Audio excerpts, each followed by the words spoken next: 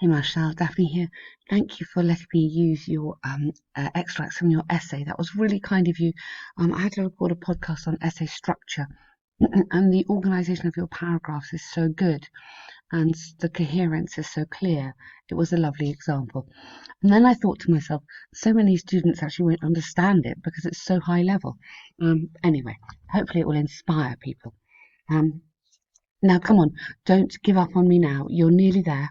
I know it's really boring writing essays, but you haven't got long to go. I think your exam is super soon. It's very soon, isn't it? Um, Come on, keep going. Final push. So these days, problems with pollution are becoming worse, particularly in large cities. What are the reasons, and how can this be solved? So this is a classic problem-solution essay, or causes and solution. So one paragraph will be, like you've done here, the reasons or the causes, and the other one will be the offering solutions. Due to ample employment and education opportunities in major cities, more and more people from rural provinces have migrated to urban districts. Perfect, lovely. This mass migration, however, has led to an increase in levels of ambient pollution, which in turn not only affect residents' physical health, but also their mental health, which now in turn should just, let's be technical here, which in turn not only, and I would say often, these little words like often, sometimes, frequently are a very useful device. They are part of a technique called, I'll write it down here, distancing, and sometimes called hedging. And this is stepping back and being objective. And the reason you do this is because in academic writing, you cannot prove this in these few words. You can't prove this. You don't know it's always true. So we use little words like this to suggest that often it's true. So often, but their mental health. In order to understand how this issue could be ameliorated, it's important to understand the causes. So this issue and the causes. Either the or its. Remember, so this is singular. It's or the. Okay? But very, very nice intro. I like this. I like that. Air pollution, for instance, is a detrimental problem in urban areas due to its respiratory consequences ranging from asthma to lung cancer. It's mainly caused by the increase in number of transport vehicles as well as the redevelopment of parklands into residential properties, both crucial to accommodate the growing population. Good. The growing, I think you should have here urban. Just to stress the fact that we're not talking about air pollution everywhere, we're particularly talking about this problem that they've said in urban areas, in larger cities. Yeah? Or another word is metropolitan, sorry. Metropolitan population, that's quite a nice word there. Okay? So air pollution is a detrimental problem. Yes, so you've had urban, my fault, with metropolitan. Due to its ranging from asthma to lung cancer. Mainly caused by the increase in number of transport vehicles as well as redevelopment of parks. And yeah, both crucial. Really good, lovely. Moreover, the abundance of transport in cities. And then when you're using a little mini example like this, such as cars and aeroplanes, really, truly, yes, aeroplanes. But when you put transport in city, like in the city, the plane isn't actually in the city. Yeah. All right. You could have trains. Also, the abundance of transport also leads. Watch out your verb there. So the abundance of transport is a singular subject. Leads verb to detrimental noise production, termed noise pollution. More inconspicuous source of pollution is light. Good. Due to ample brightly lit billboards and neon signs, mainly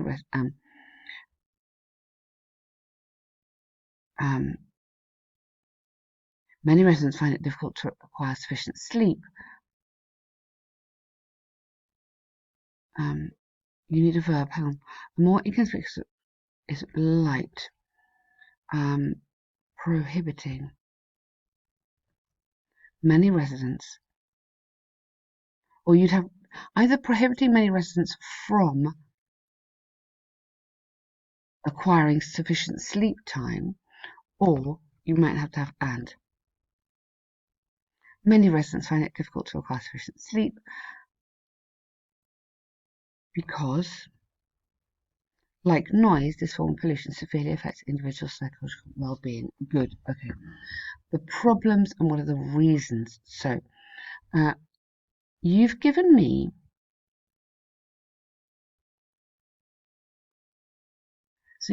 So I'm just trying, because you focus a lot on positive pollution kind of worse. What are the reasons? So you've explained in quite a lot of detail the different problems, but you need to tell me, yes, due to this. Sorry, okay, due to this, and they find so this is the result. So transport, the problem due to the cars. Yeah, I'm just going back because this is so good. I need to just check you totally here. I'm with you. Transport and the air pollution. Good. Nicely done there. Really, really good. I like the style you're writing with. Very confident. This is really, really good, Marshal. Are you okay on timing? Are you doing this in 40 minutes? If so, you're a total wow, incredible. In order to effectively combat pollution in cities, regulations have to be stipulated by governments. Good. In terms of air pollution, if, here we go, authorities increase road tax and subsidise public transport fees, we would see. Now, we would, not we may. I mean, yes, we may, but here would, because it's hypothetical. I know I like may, but this is a classic conditional. And one would rather than we. Again, this is to do with the distancing. Here, step back. One would see fewer individuals driving private cars, or even better, fewer individuals would be seen driving private cars. So then you've got a passive infinitive, more grammar points. Let me just write it in here. Fewer individuals would be seen. So you've got your would for the conditional, and then be seen is your passive infinitive, driving private cars, consequently decreasing tax commissions. Furthermore, lobbying for the protection of parks and other natural sites should be done. Lobbying should be encouraged. Done is a bit weak. As these, so not they, these referencing back the parks. I mean, yes, they, but these is better, are vital sources of clean air. For noise pollution, regulatory bodies ought to, consider rerouting airplanes, just airplanes, to avoid residential precincts. In Hong Kong, for example, authorities were obliged, were obliged to relocate. You're obliged to do something. Relocate its airport to a more isolated region to avoid aviation takeoff and landing noises. Good. To reduce noise transmission into buildings, developers could also invest in noise-proof shields for housing, link it together, and finally, given light pollution is most problematic at night, one viable way might be to implement curfews and advertisements to minimise their interference with sleep. Good. Nice. Really, really good. Interference with their may be potential to interrupt. Sleep, I think, might be better. Interrupt rather than interfere. But I mean, either is okay, obviously. But I think you might need the potential to in here. But fantastic range of solutions linking very neatly back to your problems here. This is what was very good in your other essay as well. You really made sure that you were connecting everything together, which works very well here. In conclusion, the solutions towards combating pollution in cities are vast. However, I believe to target this crisis effectively, action should be taken from a governmental level via policies, subsidies and taxation. If only some of the aforementioned strategies were used, perhaps we would see more physically and psychologically healthy citizens in the future. Okay, good. I'm happy with you using we in the conclusion. I mean, you could use one, or again use the passive like we did up there. But that is a very, very strong essay. Really, really nice. Please do that in your exam day. That would be fantastic. Thank you very much. Wow. Okay. Let's do this task 1. And you absolutely must get to the word count. You're right. Don't lose marks on task 1. That'd be really crazy because your task 2 is so strong. Okay. Task 1 is still important. The bar chart compares car sales of brands. Ford, yep, in 9 European countries, yep, in the year 2018. Overall, Hungary was the largest retailer of automobiles, selling almost 400 units in total. In sharp contrast, Belgium selling the least, its total figures being 4 times less than that of Hungary. Good, excellent. Largest, we don't know that, but you could definitely say most successful. I mean, it could be that Belgium has loads of retailers, but don't sell any. I mean, this is stupid, kind of technical, shouldn't matter, but it kind of does because you've got to be really accurate. So the most successful retailer, and then sold the least. That's good. Ford was most popular in Holland and Belgium. Good. Selling around 150,000 units for the former and just under 100 for the latter. On the other hand, better here in contrast. On the other hand is more for task 2 style writing. In contrast is what I'd expect in the task 1. BMW sold more in France, all selling around, yes, good.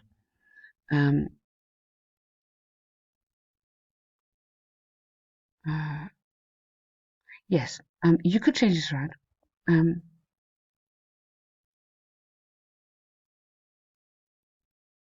I think it was more no, okay. Because sometimes we want to be able to say French, German, and Italian citizens purchased, so to be able to mix it all up a bit. But here, otherwise your list would be too long, so don't use that there. Audi, so here you could have it. UK and Italian. Motorists.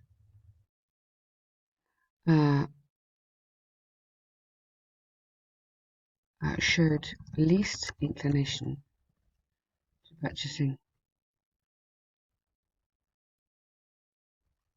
Audis, where sales registered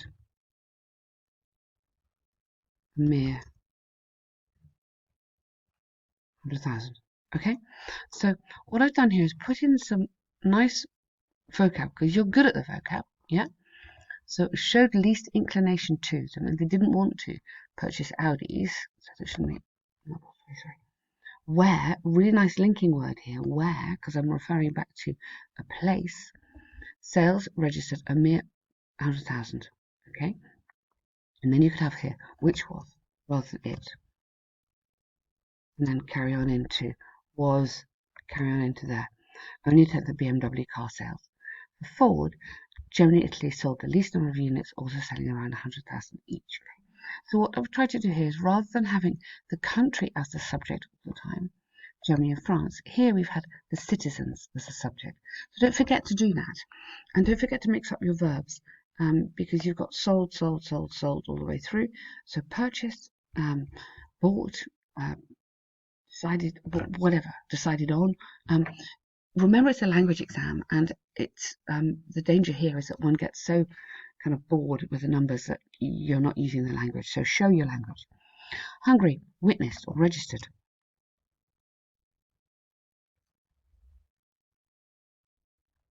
Similar sales for all 3 brands, averaging about 130, whereas in Belgium, Belgium sold mainly one type of car, Ford. Yep. Well, the figures for Audi were negligible. Good. Okay, you've grouped it nicely. You've done that very well.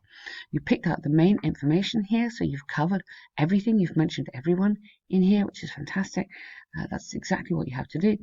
My main comment just would be adding the language in there. Yeah, you've got the structures very nicely, and you've got these little words just under, averaging.